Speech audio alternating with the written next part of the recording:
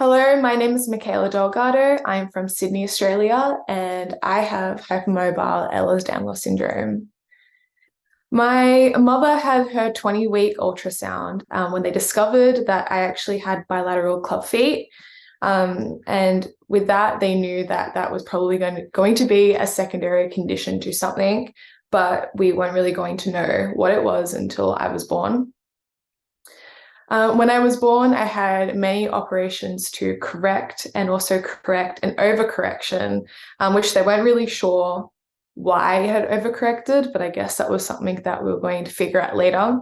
I had no signs at birth of what I may have also had to explain the club feet, but although failed to develop any kind of muscle or walk until I was around 2 years old.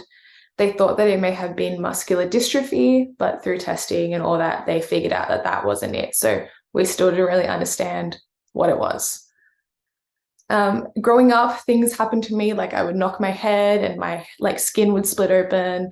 I would fall over very short distances and break an arm.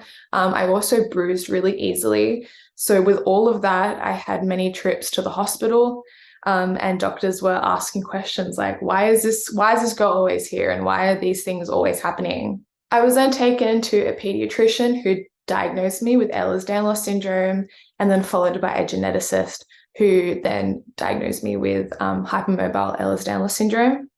Now we know that there are so many other types and there is such a spectrum, but there are so many symptoms that I have that also fall into different types. So I am also still kind of discovering the extent of what I have and what Ehlers-Danlos syndrome means to me. And that's still, yeah, like for many people, it's still something, a journey that I'm on. I struggle a lot with gastrointestinal problems, with fatigue. I've developed a lot of dislocations at around 15, and they've kind of just gotten worse from there. They're a lot more common than what they used to be, and a lot of unexplainable pain that I spent a lot of time going to doctors and being told that there was no reason for it and that it must have been in my head, which is something that I think also affects your mental health when you have all this pain that you can't explain.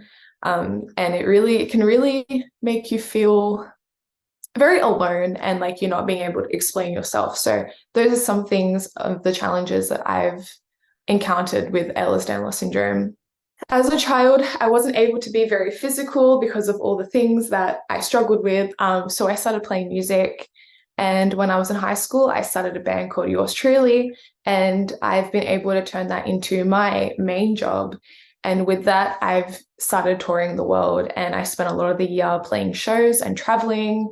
And it's very, very great, but it developed a lot of new problems that I came to contact with my Ehlers-Danlos syndrome, as I may have found a way to manage my symptoms at home, but being on the road and being away, I saw a whole new bunch of problems. And I didn't really know how to manage them because, like I said, I was so far away and I didn't really have the time or the facilities to be able to take care of myself. I struggled with things like fatigue and pain, as I said before.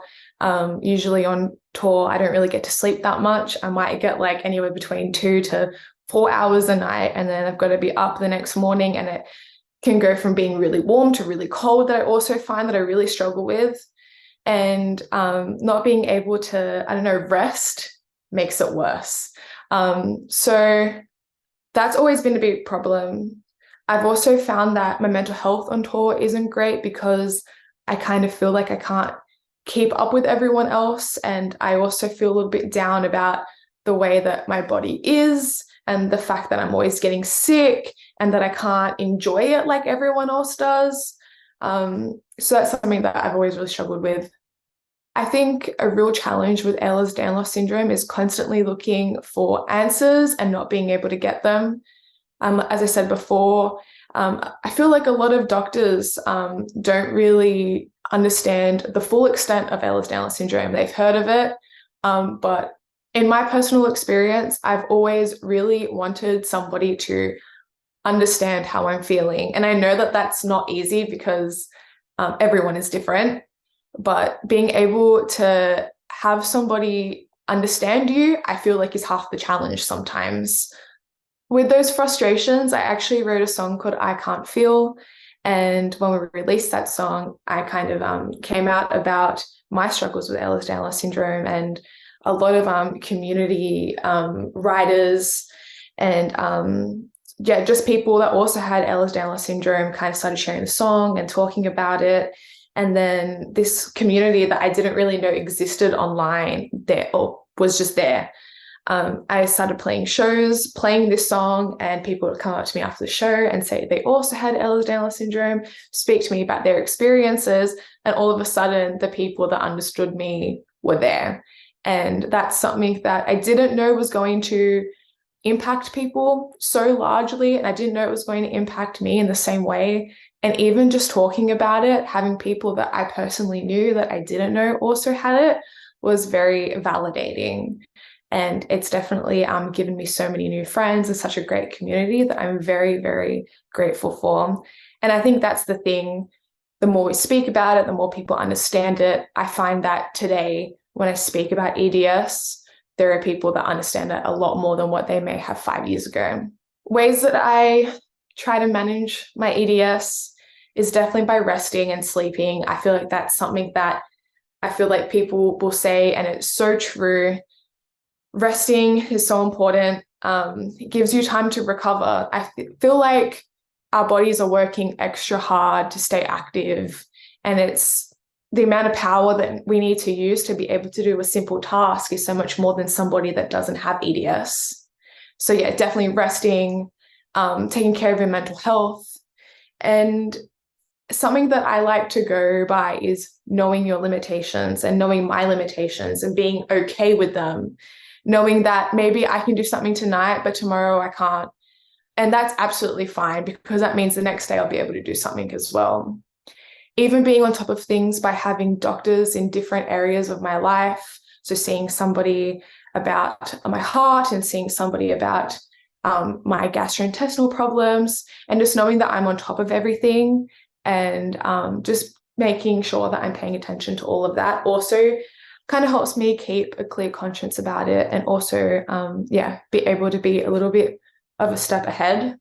I think also being kinder to yourself is a really important thing. And as I said before, knowing that you can't be 100% all of the time, and surrounding yourself with people that also understand that, or maybe going through the same things. Something that I really want to bring awareness for is disability in music. I feel like it is something that isn't spoken about a lot. There are so many people that create art in this world that create art through pain. And I think it's a really beautiful thing when you're able to do something like that. And not even just the people on stage, but also making sure that the people that are at the shows and that, you know, are fans are able to experience music and live music in a comfortable way that is suitable for them. So hopefully with me being able to tell my story, I'll be able to raise more awareness for that. And that's what I'm trying to do. So thank you so much for your time.